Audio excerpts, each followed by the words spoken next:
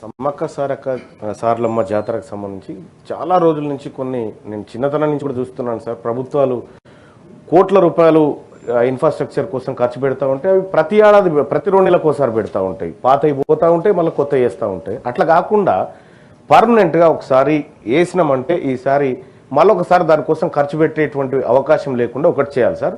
రెండోది, సమ్మక్క సారలమ్మ జాతర చుట్టూ అనేకమైనటువంటి టెంపుల్స్ ఉన్నాయి సార్, అనేకమైన పర్యాటక కేంద్రాలు ఉన్నాయి సార్.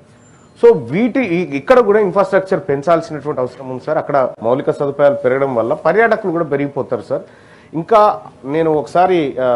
నేను మా కుటుంబంతో ఆదివాసి గూడాలకు ఒకసారి పోయినటువంటి సందర్భంలో సార్, అక్కడ చాలా చారిత్రాత్మకమైనటువంటి ఆదిమానవుల కాలం నాటి చరిత్ర కొంత అక్కడ ఉంది సార్. వాటిని కూడా ఈ సమ్మక్క సారక్క జాతర అంటే అది ఒక్క జాతరే కాదు సార్, దాని చుట్టూ ఇన్ని అంశాలు ముడిపడి ఉన్నాయి సార్ అక్కడ పోవడానికి కారణం.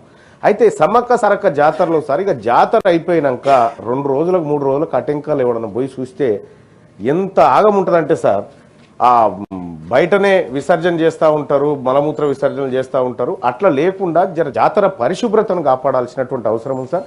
అలాగే హెల్త్కి సంబంధించినటువంటి సార్, కోట్లాది మంది వచ్చినప్పుడు హెల్త్ ఇష్యూస్ ఉంటాయి సార్, అంటురోగాలు వస్తూ ఉంటాయి, రకరకాల సమస్యలు వస్తూ ఉంటాయి. కాబట్టి రాష్ట్ర ప్రభుత్వం అన్ని శాఖలతో సమన్వయం చేసుకొని ఆ జాతరను విజయవంతం చేయాలని కోరుకుంటా ఉన్నాం సార్. ఇక ట్రాన్స్పోర్ట్ విషయంలో కానీ ప్రత్యేక బస్సులు, ఇక అక్కడి సమ్మక్క సారక్క జాతర అంటే అదనపు ఛార్జీలు వసూలు చేసే సాంప్రదాయం మన దగ్గర ఉంది సార్.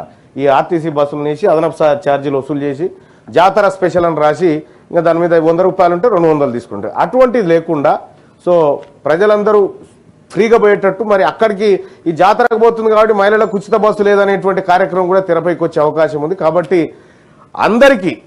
మహిళలందరికీ ఫ్రీగా సమ్మక్క సారక్క జాతర పోవడానికి విస్తృతంగా రాష్ట్ర వ్యాప్తంగా అన్ని జిల్లాల నుంచి ఏర్పాటు చేయాలని తమ ద్వారా కోరుతున్నాను సార్.